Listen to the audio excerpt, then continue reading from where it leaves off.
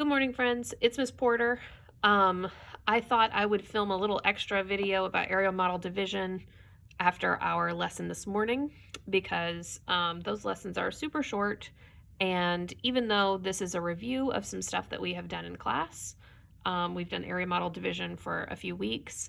I know it has been a little while since we've been in the classroom together, and we've been on Thanksgiving break and we've been on e-learning, and it might just be a little clearer if I could film a video that you could watch several times while you do your work this week, that you could go back and watch without any interruptions or, kids asking questions or, the internet messing up or anything like that, that just has some simple steps so that you can follow. So that's what this is going to be, in addition to our live lessons that we're doing every day. So area model division is one of those things that parents really don't like to do. If you are a parent, please don't be mad at me. This is not how we learn to divide. This is the new math that everybody is so mad at because it's not the way that I learned how to divide. It's not the way that a lot of parents learn to divide, but it's a way that makes a lot more sense to kids these days. It helps you divide in groups of tens, in groups of hundreds, in groups of ones, instead of just doing the basic standard algorithm that we learned in school. It is just another tool that kids can use to divide. It's not the only way that we're going to learn how to divide this year. It's just one of the many ways. I'm sure you have seen your kids dividing big numbers with base 10 blocks. We're also going to learn area model division. We're also going to learn partial quotient division. We're going to learn lots of different ways to divide numbers. They do not have to master any one way, but I want to make sure they have lots of tools in their toolbox so that if there is one way that really works for them and makes sense for them, they've got, a lot of different options that helps them understand why they're doing it. And this is a method that really helps build number sense in kids and helps them think about groups of numbers and why division works out the way that it does. So these are the steps that we came up with this morning in our lesson. I have rewritten them so they're a little more neat and easy to read without all of the extra work. So I have this here for you. I'm going to take a picture of it and post this onto Google Classroom so that you don't have to watch the video. But here it is. We are going to come back to this several times. These are the steps that we use to have area model division work in our classroom. And I'm going to do a couple of these with you using these steps in this video. So the problems I'm going to do right now with these steps are the problems that they're the first couple of problems that are in your independent practice. So if you have not done your independent practice yet for Monday, November 30th, I'm going to do a couple of them right now. Or if you've already done your independent practice and you want to go back and double check that you did them correctly, we're going to do them right now. Miss Porter's going to show you how to do them. Okay. The first one that I'm going to do is 85 divided by 5. So let me move this. This is going to come back. Don't panic. Uh-oh. We're going to do 85 divided by 5. Okay, this is how it looks on the test, sort of laid out in a line like this. But I always tell the kids there are lots of ways to write 85 divided by 5. You could also write it as a fraction with your dividend on top and your divisor on the bottom. You could also write it laying down 85 divided by 5 so that you don't have that division symbol there. You also have, that slash. All of these things mean the same thing. They all mean 85 divided by 5. Now there are some terms that you need to know if you're going to do this. In our steps, we said expand the dividend. Well, the dividend is the big number that we are going to break apart into groups. So in this problem, our big number that we're going to break apart is 85. And that makes it the dividend. Okay, the dividend is the big number. It's going to get broken apart into 5 groups, which makes 5 the divisor. And the divisor always tells us how many groups we're going to break this apart. So if you were doing, not area model division, but if you were doing base 10 division, you could draw 85, 1, 2, 3, 4, 5, 10s, 3 more, 1, 2, 3, 4, 5, 6, 7, 8 10s, and then 1, 2, 3, 4, 5 1s.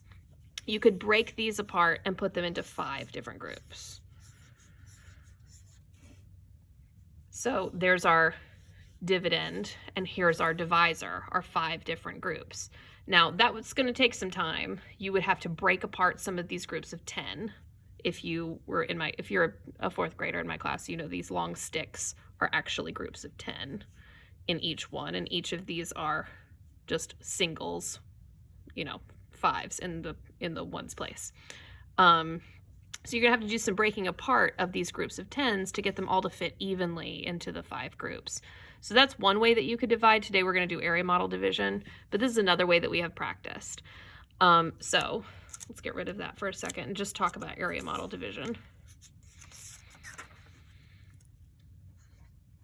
We're gonna do 85 divided by 5.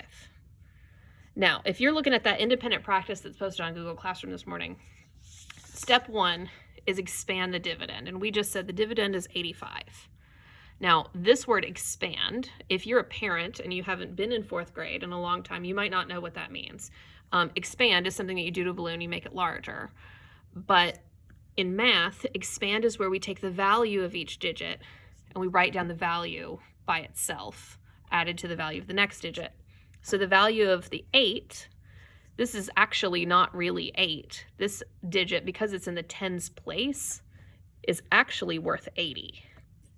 And we adults know that just by looking at it, but it's not immediately obvious to kids that 8 is worth 80, and this 5 is worth 5 because it's in the ones place. So when we expand it, we write down 80 is the value of the 10, and 5 is the value of the digit in the ones place. So we expand it. That's a lot longer and larger. So here we've expanded the dividend, and then step 2 is we're going to box in each digit into a box for the place value. So we're going to have a tens box and a ones box. We're only going to have 2 boxes for this problem because we only have 2 digits in our dividend. We've got a 10 and a 1. If we had 3 digits, we would have 3 boxes. And if we had 4 digits, we would have 4 boxes. But since there are just 2 digits, we're going to have 2 boxes. Okay? Now, step 2 says, box in each place value. We've boxed them in. And then put your divisor on the side. So this is the second part that we have to do. Our divisor today is 5. So we'll put our 5 on the side. And this is why some kids like to call this box method.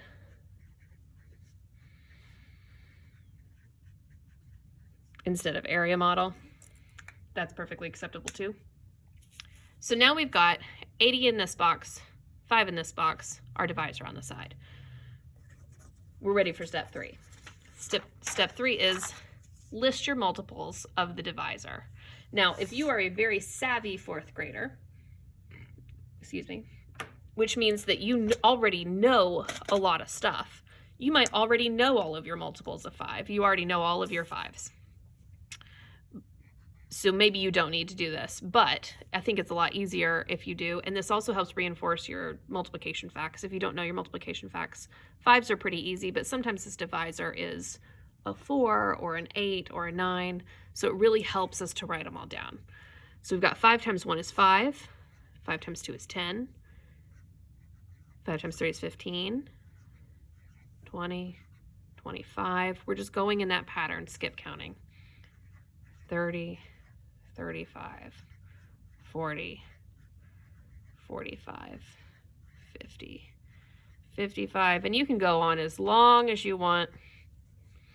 Or if you are somebody who, again, very smart. You brought your multiplication chart. Maybe you're not going to write them all down. Maybe you're actually just going to get out your multiplication chart and find your 5s, which already has them all listed here. So you could just cover up everything else and look at your 5s. Okay, 5 times 1 is 5. 5 times 2 is 10. 5 times 3 is 15. I've got all of my 5s already listed there for me on my multiplication chart. I just have to know how to find them. I have to find my 5s and then look down that row, find all my 5s, and ignore all these other numbers that are here. So that multiplication chart can really help you. Okay, so now I'm ready to start dividing. So I need to start thinking, okay, this is where it kind of helps me to think about how many groups of 5 would it take for me to get to 80? Holy cannoli, that is such a big number. 80. I didn't even get to 80 down here. And if I look on my multiplication chart, it's not going to help me get to 80 either. So the way that we like to think about this is to kind of contextualize it for kids and try to think of things that come in groups of 5. Things that come in groups of 5 would be like fingers and toes. Like my hand has 5 fingers on it. So if we said we want to get up to 80 fingers, how many hands would we need to get to 80 fingers? Well, that's kind of hard to think about because 80 is such a big number. We could skip count all the way to 80 and then figure out how many that would be. But there's actually an easier way if we just cover up the 0 and think about 8. Because we can always add that 0 on later because we know that 80 is really 8 times 10. We can always just cover that up and put the 0 back later. 5 going into 8. I would only need one group of 5 to get to 8. One group of 5 to get to 8. If I go to 2 groups of 5, that would be 10 and that would be too many. So I just put 1 on top here. I need one group of 5. 1 times 5 would be 5. But if I uncover this, then I go, oh, wait a minute. It really wasn't 8 at all. It was really 80. So then if I add a 0, 10 times 5 would be 50. And that would be, that's right, 1, 2, 3, 4, 5, 6, 7, 8, 9, 10 would get me up to 50. And that's pretty close. We could get even closer, but I'm just going to stay there for now. And when I put my partial quotient on top, and we think of this in terms of how many groups. So 5 times 10, that would be 10 groups of 5, would be 50. We subtract this.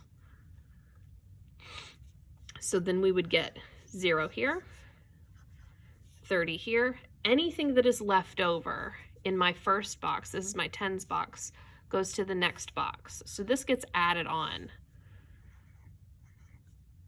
30 plus 5 is really 35. And if I go back to my steps and just double check where I am, it says divide each box, put partial quotients on the top. I've done that. Move the differences, that's my 30, is my difference.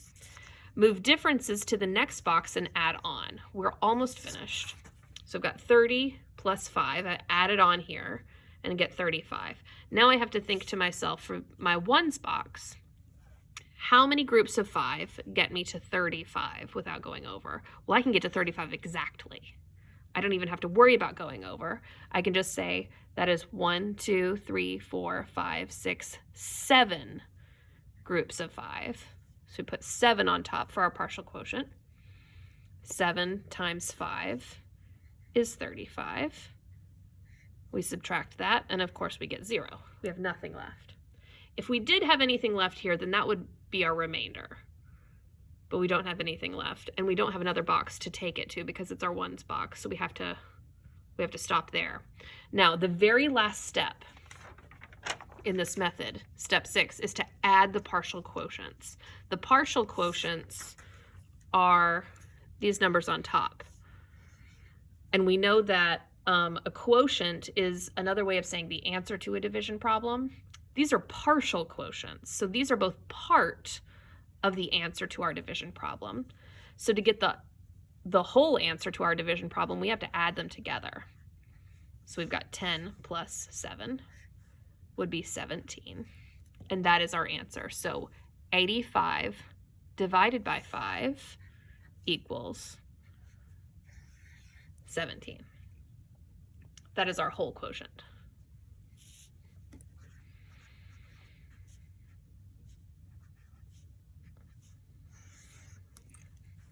So that's kind of how you do box method.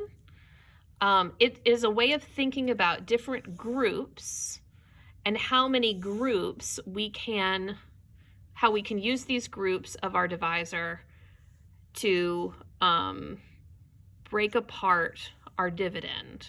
And we can do that. We don't have to think about it in terms of the whole of our dividend. We can break it apart in groups in our place value, and then put those answers back together to get a whole quotient when we get our partial quotients. So it's a little foreign, I think, if you did not learn it this way in school. And the steps maybe are a little difficult or maybe a little cumbersome to sort out. But once you start doing it, it's really not that hard. And it's not any more difficult than doing, if you're a parent watching this video and you were doing 85 divided by 5 with a standard algorithm this way, this is not something that fourth graders are going to see at all this year. They don't need to know how to use this method. If you want to teach them this way, just so they have another tool in their toolbox, that's totally fine with me. If that makes sense to them. This method is not something that kids are going to see until 6th grade in Greater Clark schools. So we don't teach it in 4th grade. They are going to see this method. They're going to see base 10 method.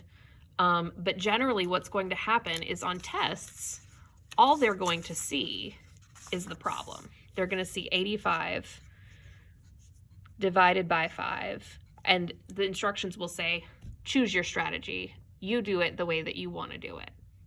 So if they want to,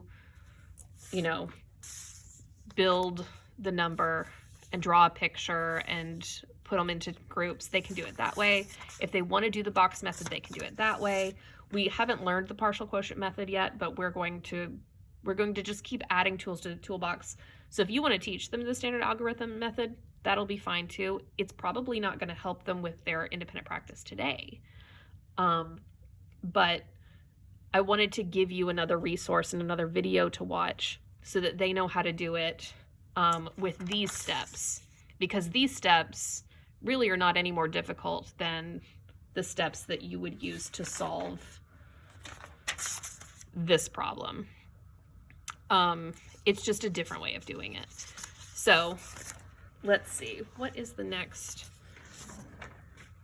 problem in your independent practice? 99 divided by 3. So I'm going to move a little faster this time. This is problem number 2 in your independent practice. So we've got our dividend, we've got our divisor, and our answer is called our quotient.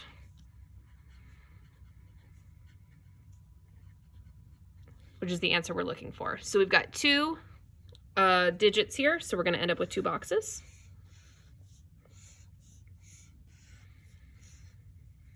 90 is the value of the 10, 9 is the value of the 1. And we put our divisor on the side. Now our divisor is 3 this time, so we need to be thinking about groups of 3, or things that come in groups of 3. So on the side, I'm going to go ahead and write my 3's. 3 times 1 is 3, 3 times 2 is 6, 3 times 3 is 9, 3 times 4 is 12, 3 times 5 is 15, 3 times 6 is 18, or if you want to go a little faster, you can always grab that multiplication chart. I don't mind if you use a multiplication chart for this because we are learning division, we're not multiplication, but our goal for the year is to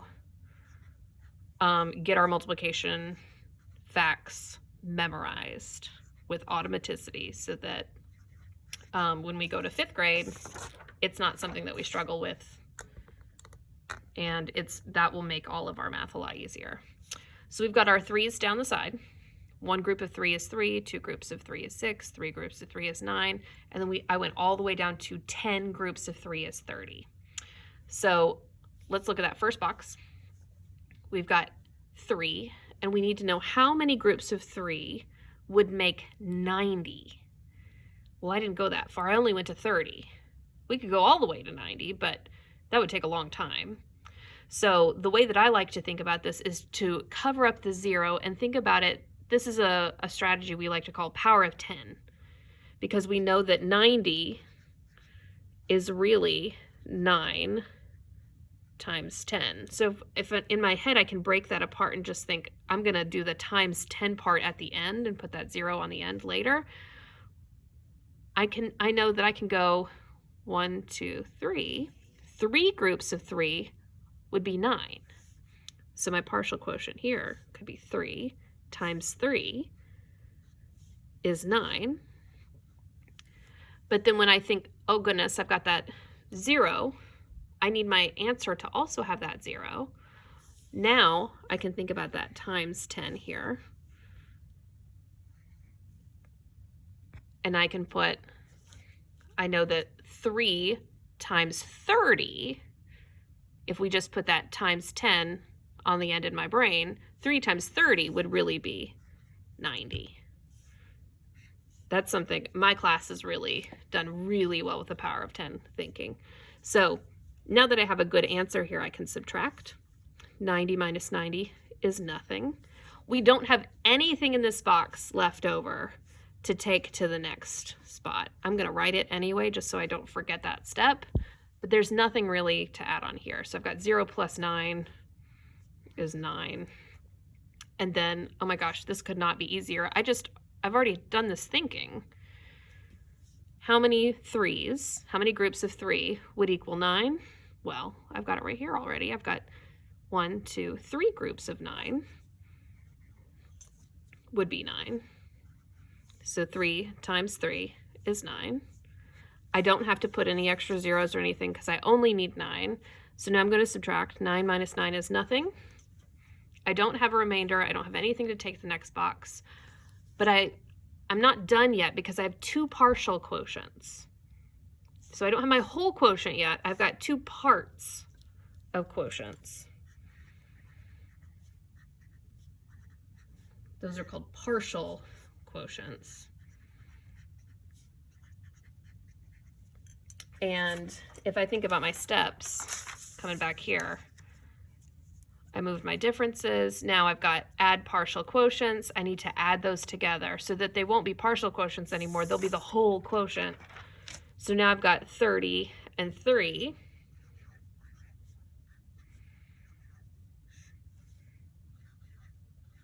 Is going to be 33. So my whole quotient here is going to be 33. 90 divided by 3 is 33. So that didn't take me a lot of time, even explaining it to you each step along the way.